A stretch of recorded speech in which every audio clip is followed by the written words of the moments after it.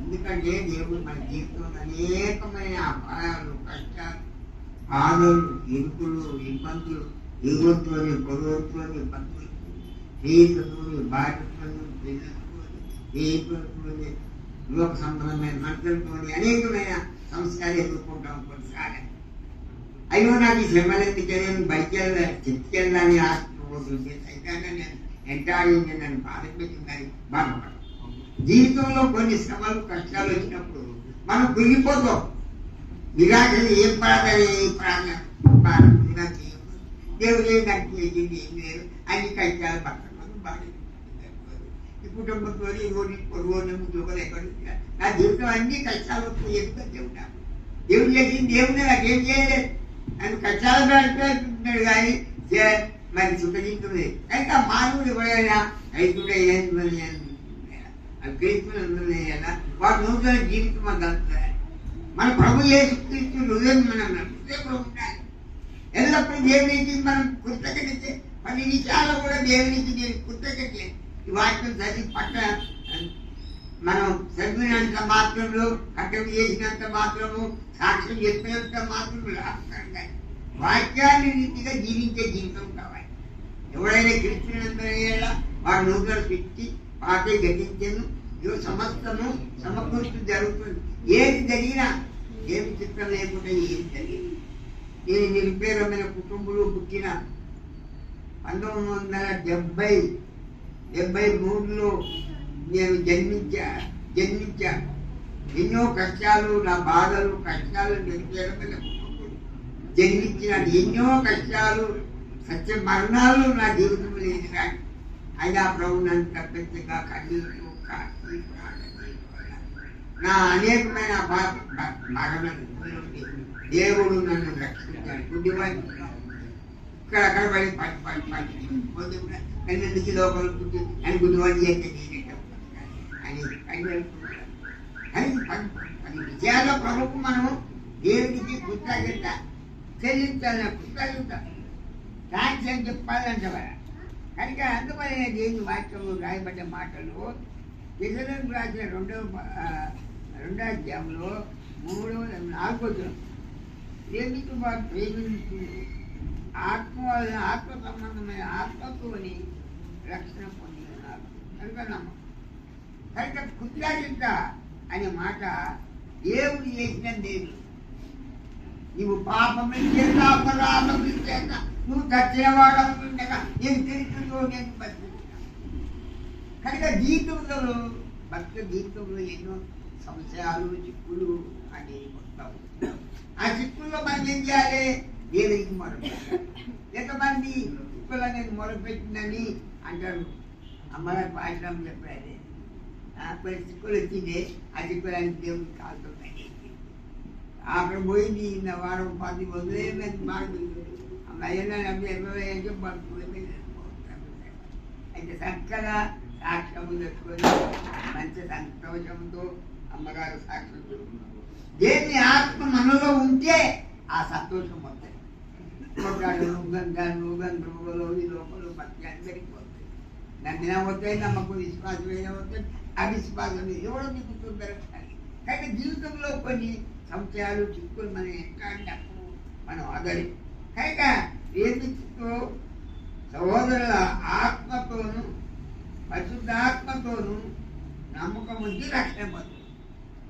కనుక ఇప్పుడు మనము సంవత్సరం దాటిపోయి మరి ఆ జీవితంలో మనము దేవుడు ఎన్ని పనులు చూపించి, ఎన్ని పనులు మనకు అక్కర్లను తీర్చారు. మన సంస్థ కోరికలు నేర్పారు. కనుక అందువల్ల ఏం చేసింది, దానికి మనం ఏం చేయాలంటాడు? కృతజ్ఞత చెల్లింపు. అది నమ్ముకోండి. ఏర్పరచుకున్నాడు, మిమ్మల్ని బట్టి ఆయన సంతోషపడి. ఇదంతా దశలో రాసిన 2వ పత్రిక 2వ వచనం నుండి చెప్పుకున్నా. కనుక దేవునికి మనం 14వ వచనం, దేవునికి మనం ఎల్లప్పుడూ కృతజ్ఞత చెల్లించాలి. ఇలాగ సాయం చేస్తే మర్చిపోతారు, ఆ ప్రేమే ఉండదు. కనుక దేవుడు చేసిన దేవుడు మన పాపం చేత, అపరాధం చేత మీరు చచ్చిన వారై ఉండగా ఆయన క్రీస్తుతో కూడా కనుక ఈ బతుకులు మానవ జీవితంలో కొద్ది కాలమే కష్టాలు, దుఃఖాలు, బాధలు, భార్యలోకి పిల్లలతోటి, అన్నదమ్ములతోటి, లోకంతో, ఉద్యోగులు, ఇవన్నీ ఒక సంచారం. కనుక ఆపత్కాలంలో గురించి నువ్వు మొదలుపెట్టుము. నీకు ఎటువంటి ఆపదలుండా నీకు తొలగించు, నీకు నేను చేస్తానని దేవుడు ఈ సంవత్సరం అంతటా దేవుడి మిమ్మల్ని ఉద్యోగించి, ఆదరించి, బలపరిచి, ఓదార్చి ఒక కుటుంబంగా, సంఘంగా మనం కూడుకోవడానికి అవకాశం దేవుడికి ఇచ్చినందుకు ఎల్లప్పుడూ మనం కనుక ప్రభు సన్నిధిలో దేవుని యందు భయభక్తి కలిగించాలి. భక్తి లేదు, ప్రార్థన లేదు, ఉదయకాలం లేవడం, బైబిల్ చదవాలా, ప్రార్థన చేయాలి, ఉదయకాలం పిల్లలు కూర్చునే పెట్టుకుని వాక్యం చెప్పాలా లేదు, వాక్యం ప్రకారంగా జీవించాలా లేదు, ఏవో సంకల్పాలు చేసుకొని పోని ఆ బైబిల్ చదివేది కూడా. కనుక దేవుని యందు భయభక్తి కలిగితే దేవుడు మనతో మాట్లాడి దేవుడు మనల్ని ఏం చేస్తాడు? ఆదరించాడు. కనుక ఏంటంటాడు? ప్రేమతో ఆత్మ ద్వారా, ఆత్మ వలన రక్షణ పొందు. దీన్ని బట్టి నీవే ఏర్పరచుకున్నారు కనుక దేవునికి ఎల్లప్పుడూ కృతజ్ఞత చెల్లించుడి అని బైబుల్ రాయబడి. కనుక అందువలన దేవుని వాక్యానికి లోబడి మనం బతకాలి. వాక్యం చెప్పినట్టు మనం చెయ్యాలి. కానీ దేని వాక్యం చెప్పి మూలపోలేటం బైబుల్ పట్టణము, అంతేకాని వాక్యాన్ని రీతిగా జీవించే జీవితం లేకపోతే మన బతకంతా వ్యర్థం. కనుక ఇతరులు రాసిన పత్రిక 4వ అధ్యాయంలో 4వ అధ్యాయము 3వ అధ్యాయము 4వ అధ్యాయం ఏమంటాడంటే, ఎల్లప్పుడు ప్రభునందు ఆనందించు. మరలా చెప్పుతున్నాను, నేను మరలా చెప్పుతున్నాను. కనుక ప్రభులో ఆనందం కావాలి. సంతోషం లేదా, సమాధానం లేదా, బైబిల్ చదివినా, ప్రార్థన చేసినా, వాక్యం చెప్పినా, ఏం చేసినా లోకము ఆనందం లేకపోతే నేను వచ్చినా దానికి అలవడుతూ ఉంది. అయ్యగారు కూర్చొని బాధపడుతున్నాను. దైవానికి ఆనంద చిక్కులు కలగలేదు, కానీ కట్టుకోలేకపోతున్నాను. అసలు నేను ఎక్కడైనా కూడా ఏం లాభకరం అయితే నన్ను ఎంటాడు అని చెప్పి దుఃఖం కలిగి కన్ను కలిగి ప్రార్థించి. కానీ దేవుడి మీద మనం మాట్లాడబడిన దేవుడు మనకి ఏం చేస్తాడు? సాయం చేస్తాడు. సమయము అసమయం పోలిక. ఎఫెసీయులకు రాసిన పత్రిక 4వ పత్రిక 13. కనుక ఎల్లప్పుడూ సంతోష కార్యాలతో ఆయనను స్తుతించి ఆలోచన. కనుక దేవుని గురించి ఆలోచన మనం కలిగి ఉండడం చాలా తప్పు. మన దేవుడు చెప్పిన మార్గాన్ని మనం అనుసరించగా మన సొంత లాభం కోసం ప్రయాసపడతాం, ప్రార్థన చేస్తాం. మీరు ప్రార్థన చేసినప్పుడు అడుగుతున్న వాటినల్లా పొంది ఉన్నామని నమ్ముడి, అది నీకు కలిగి. ఎవరెవరి సహాయం పొందా దేవుడు? అమ్మగారు భాషలో బయటలో పోయినా వాడు 10 రోజులు మంచి చక్కగా చూసుకోవాలని మంచి భోజనాలు, కూరగాయలు, అది ఇది అమ్మ తీసుకొని పెట్టింది, తిన్న ఆనందంగా ఉంటే చెప్తారు.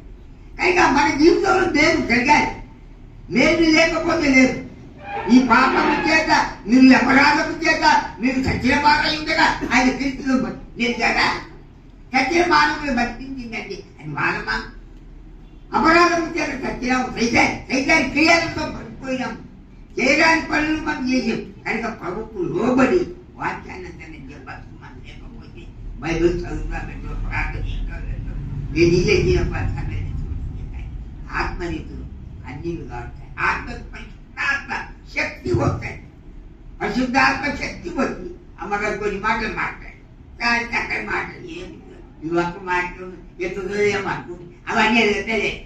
కానీ దేని ఆలోచన ప్రకారంగా అన్నారు. కనుక దేవునికి భయపడి మనం జీవించాలి. గత కాలమైన దగ్గర సమయములు, సంవత్సరములు గతించిపోయి ఇప్పుడు కూడా గతించిపోతున్నాయి.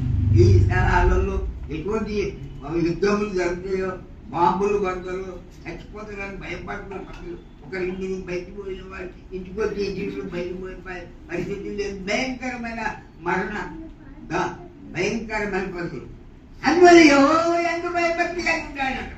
దేవుని యందు భయభక్తి కలిగినప్పుడు అన్ని నిజముల నుండి దేవుడు మనము తప్పించి ఆదరించి ఉన్నాడు. దేవుడు ఎంతో మా దూరం యేసుని స్తుతించుడే ఎల్లప్పుడు దేవుని స్తుతించుడే దేవుని స్తుతించుడే ఎల్లప్పుడు దేవుని స్తుతించుడే ఆయన చేసిన కార్యం ఆయన చేసిన ఆయన స్తుతించుము ఎల్లప్పుడు దేవుని స్తుతించుము దేవుని స్తుతించుము ఎల్లప్పుడు దేవుని కృతజ్ఞత. దేవుడు మన పాపం చేత అపరాధము చేత చచ్చిన వారమై ఉండగా ఈ నూతన సంవత్సరంలో దాటిపోతున్నాయి 10 రోజులైంది. అటువంటి పరిస్థితుల్లో మన అన్ని అపాయాన్ని తగ్గించుకుంటా దేవుడు మనల్ని ఆదరించి మనం ఓదార్చి దేవుని వాక్యం ద్వారా మనం మాట్లాడు కనుక దేవుని యందు భయభక్తి కలిగి ఆయన కట్టడి అనుసరించేవాడు ధన్యులు. కనుక ప్రతి వారు దాని క్రీస్తునందు విశ్వాసం కోరుకునే విశ్వాసం సమకూర్చుకొని ఆయన యందు మీ యందు ఉంటున్నాడంటే పితృ రాసిన పత్రిక 3వ అధ్యాయంలో 4-9 వచ్చింది. దేవునికి మనం కృతజ్ఞత బైబిల్ చెప్పాలి ఏదో చెప్తారు. ఆ బైబిల్ ఎక్కడున్నదో ఏడున్నదో ఆ సంగతి చెప్పమంటే చెప్తారు కానీ ఆ క్రియ రూపం కావాలి. దేవుని ఆజ్ఞను అనుసరించి జీవించాలి. ఎవరైనా క్రీస్తునందున ఏడా వాడు నూతన సృష్టి వాటే గతించను సమస్తం పోతారు. దేవుడు ప్రేమించెను హల్లెలూయా దేవుని స్తుతించుడి ఆయన చేసిన ఉపకారములు ఆయన చేసిన ఉపకారములు ఏదిని మరువకుము ఎల్లప్పుడు దేవుని కృతజ్ఞత చెల్లించి దేవునికి మహిమకరంగా బతికేది. ఉదయకాలం బైబిల్ చదువుకున్నారా? ఎంతమంది బైబిల్ చదవండి? ఎవరు చదవలేదా? అయ్యో ఎంత దుఃఖకరము. బైబిల్ చదివినప్పుడు దేవుడు ఎంత దుఃఖంలో ఉన్న బాధల్లో ఉన్న వాక్యం చెప్పిన దేవుడు నాకు ఆధారమైన మాటలు తీస్తుంది. కనుక దేవుడు మనతో మాట్లాడతాడు. వాళ్ళు అనుకూలంగా దేవుడు చూసుకుంటారు. దేవుడు ఆత్మ ద్వారా మాట్లాడతాడు. నేను ఏదో పడాలనుకున్నా నాకు ఏది పట్టలేదు మాట్లాడేటువంటి శక్తి లేదు కానీ ప్రభు నాతో మాట్లాడు కనుక ఎల్లప్పుడు దేవుని స్తుతించుడే ఎల్లప్పుడు దేవుని స్తుతించుడే ఆయన చేసిన కార్యం ఆయన స్తుతించుడే ఎల్లప్పుడు దేవుని స్తుతించుడే తాంబూరతోను నాటముతోను తాంబూరతోను నాటముతోను రాజల జలములతో ఎల్లప్పుడు దేవుని స్తుతించుడే ఎల్లప్పుడు దేవుని స్తుతించుడే ఆయన చేసిన మేలును బట్టి ఆయన చేసిన మేలును బట్టి ఆయన స్తుతించుడి ఎల్లప్పుడు దేవుని స్తుతించుడి. చాలా కష్టకరమైన పని. గొప్ప చిక్కను నాకు పోకూడదు అనుకుని ఎందుకంటే నీకు రావాలి అనుకున్నా. దేవుడు ఆత్మ ద్వారా నన్ను నడిపించాడు ఏదో తీసుకొచ్చాడు. కనుక దేవుడు ఆత్మ ద్వారా దేవుడు మనం మాట్లాడతాడు, దర్శిస్తాడు. ఆ దర్శనం మనం పొందాలి, వాక్యం చదవాలి, ప్రార్థన చేయాలి. ప్రార్థనలో మూల బిడ్డలు ఏదో తినడానికి పట్ల హాయిలో. కనుక అది కాదు, దేవుని నువ్వు జ్ఞాపకం చేసుకున్నావా, దేవుని త్యాగి చేసి జ్ఞాపకం. మరి సంవత్సరంలో మరి వాగ్దానాలు కూడిన విషయాలు దేవుడు మనకు ఇచ్చినాడు. దేవునికి మనం కృతజ్ఞత కలిగి జీవితాలని ప్రభుత్వం దేవుడికి స్తోత్రములు ప్రార్థన చేయండి అనేది ప్రార్థన చేయండి ప్రార్థన చేయండి ప్రార్థన చేయండి. పరిశుద్ధమైన తండ్రి నీ పాదములు స్తోత్రములు. నీ బిడ్డల మధ్య వాక్యం చూపించిన దేవుని కృతజ్ఞతలు. ఆయన చేసిన ఉపకారములు దేని మనకు పట్టించాయి. మరి చేసిన ఉదయకాలంతో పరిశుద్ధం చుక్కలు ఆ బాధలే దేవుడి అయినా దేవుడు నాకు తోడుగా ఉన్న బిడ్డలందరినీ మరి పొందడాలి. చదివిన వాక్యం ప్రార్థన బట్టి పొందడాలి. కృతజ్ఞత ముందుకు వాక్యం ద్వారా సాయం అమ్మగారు రోజు దగ్గరలో ఎవరిని తెలుసుకోమని మరి తల్లిని తీసుకుంటున్న వ్యక్తులు మరి అది త్వరగా రాబోతుంది. ఏదో నామన ప్రార్థన చేస్తున్నాను తండ్రి.